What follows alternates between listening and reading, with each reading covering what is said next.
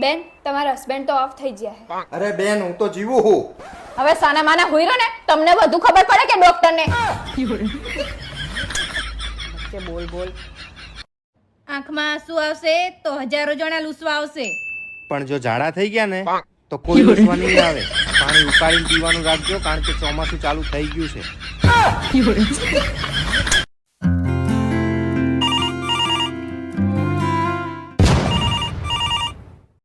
Phone ઉપાડો ને speaker કરો. હેલો, મારો દીકરો શું કરે? તારો દીકો અત્યાર સુધી શાંતિથી બેઠો તો, પણ હવે માર ખાશે. સાની માની ફોન મૂક વાંદરી. હેલા સાંભળો, હા બોલ ને. કાલ હે ને મેં એક સપનું જોયું. શું જોયું તે સપનામાં?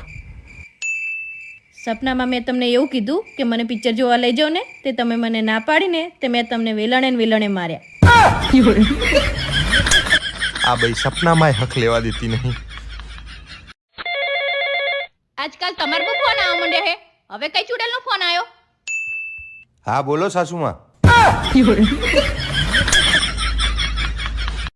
જૂનાગઢના મેળામાં દર સાલ સાધુઓની સંખ્યા વધતી જાય છે, તો કૃપા કરીને પોતાના પતિને પ્રેમ આપો, કષ્ટ નહીં. હું यहाँ બોલું. પહેલા હું તમને એક સવાલ પૂછું. આ તારે એકે સવાલ નહીં પૂછવાના, હું તને સવાલ પૂછું ને એનો જવાબ આપજે. પૂછો લો. જો 500 ગ્રામ ખાંડ 20 રૂપિયાની આવે તો અડધો કિલો ખાંડ કેટલાની આવે? વિચારી લે. હું આવું ને ત્યાં સુધી જવાબ ગોતી રાખજો. હેલા પત્ની હારી કે બહેન? પત્ની ની બેન. ક્યાં જાઓ તમે? અરે મારે થોડું બજારમાં કામ છે ને એટલે જવું. ઓય હા ભલે, હું મારું પાકીટ લેવાનું ભૂલી ગયો. પાકીટ આપ ને. જો જોયું ને, તમે આવી નાની નાની વસ્તુઓ ભૂલી જાઓ.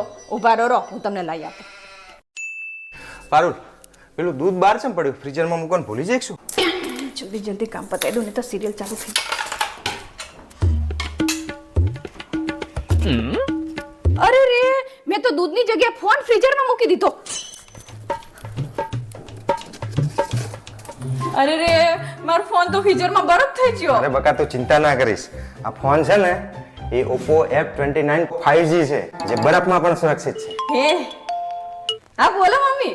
તારો ભૂલકણો પતિ ઘરે આવ્યો કે નહીં? મમ્મીજી તમે મને ભૂલકણો કે કરો છો ને, આજ તમારી દીકરી પણ પોતાનો ફોન ફ્રીઝરમાં ભૂલી ગઈ હતી.